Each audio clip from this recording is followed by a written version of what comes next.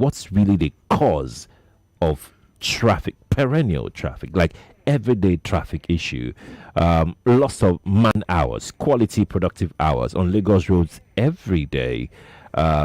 What do you think are the main causes, and how would you suppose these causes can be remedied or stopped completely? Previous governments have been able to find some kind of solution to this problem. I remember there was a time in Lagos they introduced what they call the park and ride system. The park and ride meant that you would drive your vehicle to a certain point. Yeah. I think then it was at first tag. Okay. Then you bought a bus. And you had an option to either board a well-cushioned, comfortable bus, or you board a normal bus. I think we should reappraise that situation. Okay. We should look at a park and ride system. Because we all don't need to come into the city. And if you have a park and ride system, a man sits in a car is alone and there are about 5 extra seats. That's not necessary. That's wastage of gasoline. That's wastage of space. So if he was able to park his car at a point, board a bus, come into the state, and then on his return journey, he takes the same bus and then he gets back to his destination. I think this would be a nice idea.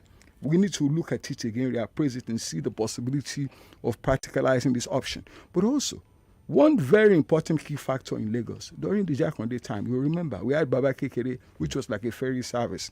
The ferry service moved a certain number of people, which was quite a large number, from CMS to other parts of Lagos, to Kukumeko and other places, because we have water everywhere. Well, we must commend what they are doing, the water authority in Lagos State, but I believe they are not doing enough. This small 50 people boats that they are putting onto the water is not what they should be putting there. We need to look at a ferry service system that will service the ocean-based part of Lagos. And you're having that from Badagry. It's coming to Ekpe Ijede area. You have the water also dovetailing into Lagos Island. So we need to consider some sort of mass transportation on the water.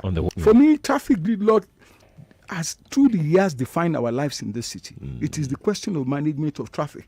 And I sincerely commend the government of Lagos State that introduced LASMA. But the problem is the lack of monitoring of LASMA. Like I said earlier, funding of LASMA. Supervision. I wouldn't want to say funding. Okay. LASMA is a veritable opportunity for us to create jobs. But who are the people that will go to LASMA? We need a training school whereby if you decide to be a traffic person, we used to have traffic warden here. What you will do, you go for training in LASMA. Maybe you are there for about 6 months. You are refined. You are disciplined. You are given a paramilitary training to ensure that you are a fit and proper person to be on the road.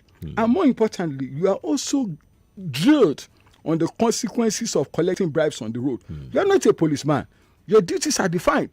Your duty is not to come and start checking vehicles particulars on the road. So if we have a very professional LASMA force, and like I said earlier, LASMA cannot operate the way and manner other organizations operate. There are some areas in this Lagos, traffic is 20 hours. That's right. So for me, I think we should have an incentively driven LASMA that they will have a shift. So that even at 10 p.m., 11 p.m., you still have LASMA in the VGC access because you have people going there all the time. That's right. You have LASMA in the Ikorodu access. You have LASMA in Agege. You have them functioning in key areas and we'll be able to ensure their security. So for me, and also, drivers in Lagos, they need to be more disciplined.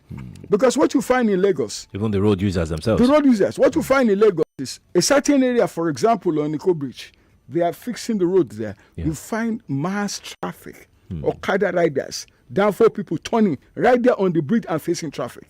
That's not government. That is the irresponsibility of the citizens of the state. So we now need a system whereby we don't discuss these things. We don't just talk about it. We need to punish.